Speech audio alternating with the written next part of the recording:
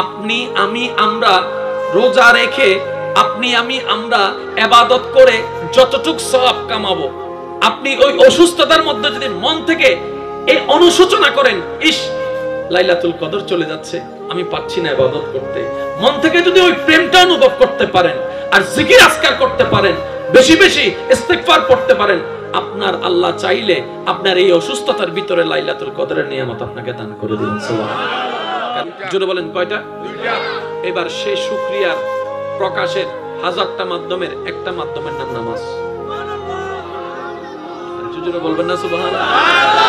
আমরা শুকরিয়া শব্দটা কিভাবে বলি সবাই একটু বলেন তো।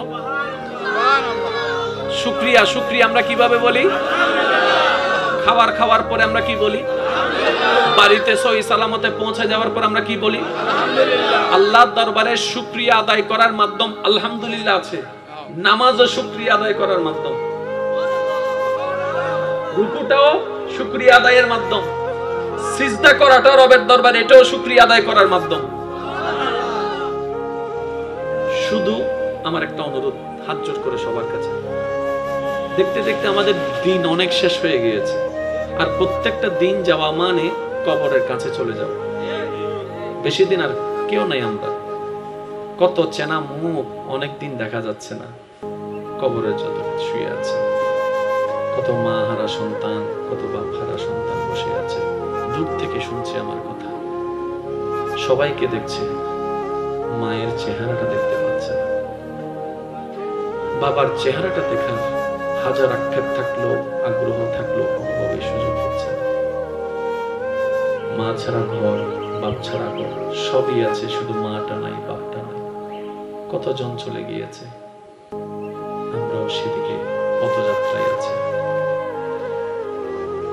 ওই কবরে ওনারাই শুয়ে আছেন যারা একসময় এখানে ছিল, আর আজকে আমরা ওইখানেই বসে আছি, একসময় যারা ওখানে চলে যাবে। একজন আরেকজনের জায়গা নিতেই থাকে। এই দুনিয়াতে সবাই মেহমান হয়ে এসেছে, চিরস্থায়ী থাকার জন্য কেউ আসেনি।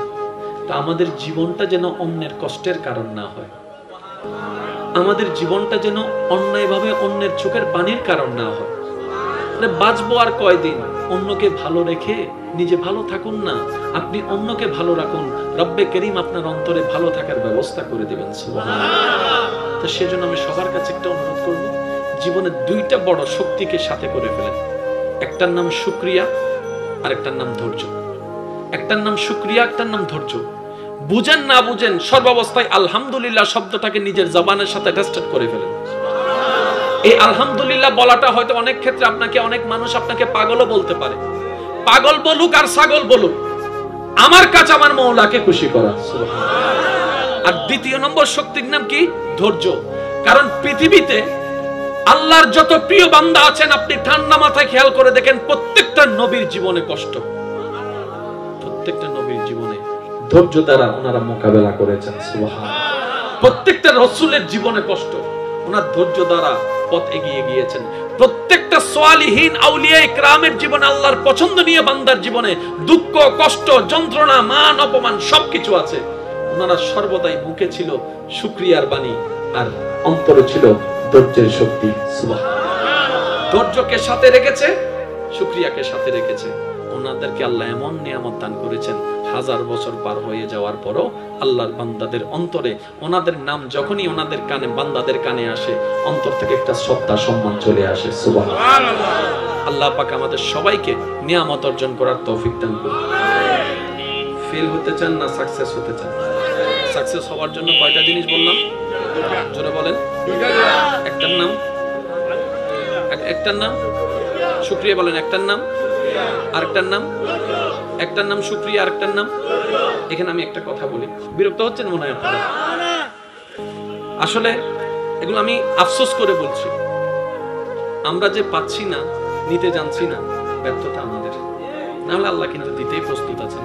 আমি প্রায় সময় বলি, যে রব ফেরাউনের মতো বাটফারকে পর্যন্ত দিছে, সুবহানাল্লাহ না, সুবহানাল্লাহ আর কেন আস্তে করে হোক, যে আল্লাহ ফেরাউনের দিতে পারে, আর দিন দিতে পারে, আর লাইন জানি, আর লাইন জানি।